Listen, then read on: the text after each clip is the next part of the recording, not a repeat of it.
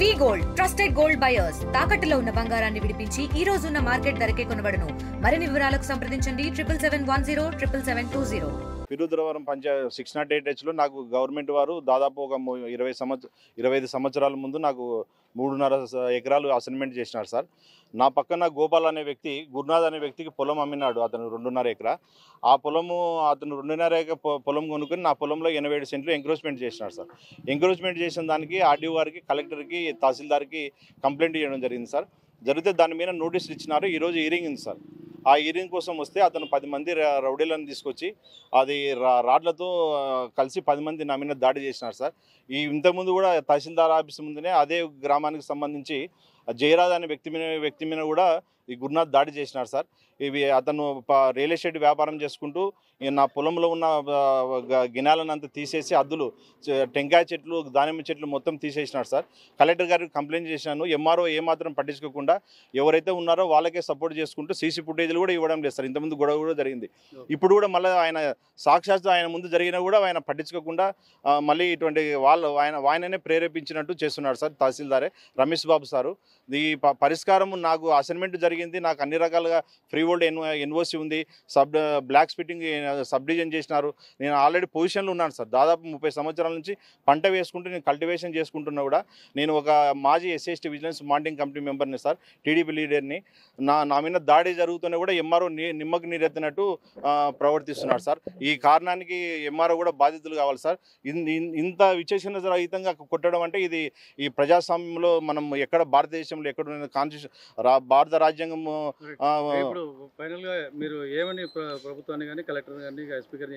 ఇటువంటి కబ్జాదారులను కలెక్టర్ గారిని నేను కోరడం ఏమంటే ఆయన కఠినంగా శిక్షించి ఆయన మీద చర్యలు తీసుకొని నా పొలం నాకు ఇప్పించి ఇటువంటి సంఘటనలు జరగకుండా చూడాలని చూస్తున్నాం సార్. చాలా దౌర్జన్యం సార్, ఇది చాలా అన్యాయం సార్. ఇంత దారుణంగా కొట్టి తల పగిలిపోయి చెయ్యి కూడా ఫ్రాక్చర్ అయింది సార్. చెయ్యి ఇక్కడ చూడండి సార్, చెయ్యి ఫ్రాక్చర్ అయింది, ఏలు ఫ్రాక్చర్ అయిపోయింది. మొత్తం నా మీద చాలా దాడి చేసినారు సార్. ఇతనికి ఇద్దరికి మధ్య 608H అనేటువంటి సర్వే నంబర్లో ఇద్దరి మధ్య వివాదం ఉంది. గడిచిన కొన్ని సంవత్సరాలుగా ఆ వివాదం జరుగుతూ ఉంది. ఆ వివాదంలో భాగంగా ఫస్ట్ ఈ రవిశంకర్ గౌడ్ వాళ్ళ మీద ఫిర్యాదు ఇచ్చారు. ఆపోజిట్ వాళ్ళ మీద అంటే గోపాల్, పౌలన్న అండ్ హుసేనమ్మ వీళ్ళ ముగ్గురు మీద ఈ రవిశంకర్ గౌడ్ తొలుత ఫిర్యాదు చేశారు. ఫిర్యాదు చేసినప్పుడు ఇరు వర్గాలకు నోటీసులు ఇచ్చి ఇరు వర్గాలని ఇక్కడ ఎంక్వైరీకి పిలిచిన తర్వాత ఆ ఎంక్వైరీలో భాగంగా ఇతను కొత్త ఆరోపణలు చేశాడు. ఈ గోపాల్ అనే అతను, అంటే ఈ రవిశంకర్ గౌడ్ ఎవరి మీద అయితే ఆరోపణ చేశాడో ఆరోపణకు గురైనటువంటి వ్యక్తి మళ్ళీ ఇతని మీద కొన్ని ఆరోపణలు చేశాడు. ఏమని అంటే ఈ ఫలానా వ్యక్తి ఈ గ్రామస్తుడు కాదు, నందనపల్లి గ్రామస్తుడు కాదు, అతనికి అసైన్మెంట్ ఎలా ఇచ్చారు. రెండవది, అతను వాగుని ఆక్రమించాడు. ఈ రవిశంకర్ గౌడ్ అనే వ్యక్తి వాగుని ఆక్రమించుకొని భూమిని సాగులోకి తీసుకొని వచ్చాడు. సో దాని మీద చర్య తీసుకోండి. ప్లస్ ఇర్రెగ్యులర్గా అతనికి 3.5 ఎకరా ఇచ్చారు. అక్కడ ఉన్నటువంటి వారందరికీ 2.5 ఎకరా మాత్రమే అసైన్మెంట్ చేస్తే నాకు ఒక్కడికి మాత్రం 3.5 ఎకరా చేశారు. అదే ఇతనికి ఒక్కడికి, రవిశంకర్ గౌడ్ అనే అతనికి 3.5 ఎకరా ఎలా చేస్తారు, కాబట్టి ఇదంతా ఇర్రెగ్యులర్ అసైన్మెంట్, అది క్యాన్సిల్ చేయండి అని చెప్పి ఆయన మాకు ఒక కంప్లైంట్ ఇచ్చాడు. ఆ కంప్లైంట్లో భాగంగా బోత్ పార్టీస్కి నోటీస్ ఇచ్చాం. ఈరోజు హియరింగ్ డేట్. యాక్చువల్గా షెడ్యూల్ ప్రకారం 11 గంటలకే ఈరోజు నోటీస్ ఎంక్వైరీ ఉన్నింది. కొంచెం నేను ఆర్డీఓ ఆఫీస్లో ఆర్ఓఆర్ కేసు ఎంక్వైరీ ఉండడంతో నేను ఆర్డీఓ ఆఫీస్లో ఉన్నాను. ఆర్డీఓ ఆఫీస్లో ఎంక్వైరీ పూర్తయిన తర్వాత ఆఫీస్కి రావడం జరిగింది.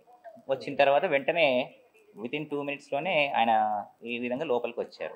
ఏమంటే నన్ను గురునాథ్ అనేటువంటి వ్యక్తి నన్ను ఈ విధంగా దాడి చేశాడు అని చెప్పేసి చెప్పడం జరిగింది. వెంటనే నేను 2 టౌన్ పోలీస్ వారికి ఇన్ఫామ్ చేశాను.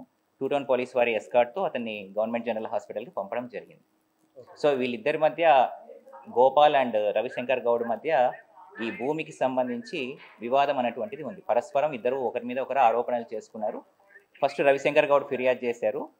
ఆయన మీద ఎంక్వైరీ, ఆ ఎలిగేషన్స్ మీద ఎంక్వైరీ పూర్తి అయిపోయింది. తర్వాత ఇప్పుడు ఈ గోపాల్ కంప్లైంట్ మీద ఎంక్వైరీ ఈరోజు ఉంది.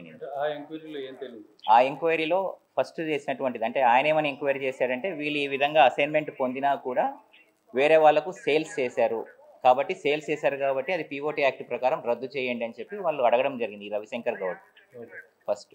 సో దానిలో భాగంగా వాళ్ళకి నోటీసులు ఇచ్చాము. ఇరు వర్గాలు ఇక్కడ హాజరయ్యారు. హాజరయిన తర్వాత ఈ గోపాలు, తర్వాత హుసేనమ్మ అండ్ పౌలయ్య వీళ్ళందరూ కుటుంబ సభ్యులు. ఈ కుటుంబ సభ్యులు వాళ్ళు ఇచ్చిన స్టేట్మెంట్ ఏంటంటే, మేము ఎస్సీలము, భూమిలో నిరుపేదలం కాబట్టి 25 సంవత్సరాల క్రితం మాకు అసైన్మెంట్ చేశారు. మేము ఆ భూమిని సాగు చేసుకుంటున్నాము. మీన్వైల్ మా తెలియనితనంతో మేము ఆ భూమిని అమ్ముకున్నాము. తర్వాత మళ్ళీ మేము తెలుసుకొని ఆ భూమిని మళ్ళీ మేమే తీసుకున్నాము. అందున అసైన్మెంట్ చట్టంలో ఒక నిబంధన ఉంది కదా, అంటే ఎవరైనా ఒక భూమి లేని నిరుపేద ఏదైనా అసైన్మెంట్ని గనక పొందిన తర్వాత ఎవరికైనా దాన్ని గనక పొరపాటున ఎవరికైనా సేల్ చేస్తే దాన్ని మొదటి తప్పు కింద పరిగణించి మళ్ళీ ఆ భూమిని అసైన్దారుడికి దాన్ని స్థిరపెట్టాలి. అదే తప్పుని మళ్ళీ ఇంకోసారి చేస్తే ప్రభుత్వం తీసుకోవచ్చు కదండి అని చెప్పి వాళ్ళు ఆర్గ్యూ చేయడం జరిగింది. సో అదే విషయాన్ని రాసి నేను ఆర్డీఓ గారికి రిపోర్ట్ పంపించాను. ఆ ఎంక్వైరీ టైంలోనే వీళ్ళు అలిగేషన్ అతని మీద చేశారు. అంటే అసలు ఇతని ఆ ఊర గ్రామస్తుడే కాదు. Local to global news at your fingertips. మీ చేతిలో ఒక ఆయుధం. Download Raa TV app. Media legend Ravi Prakash is back.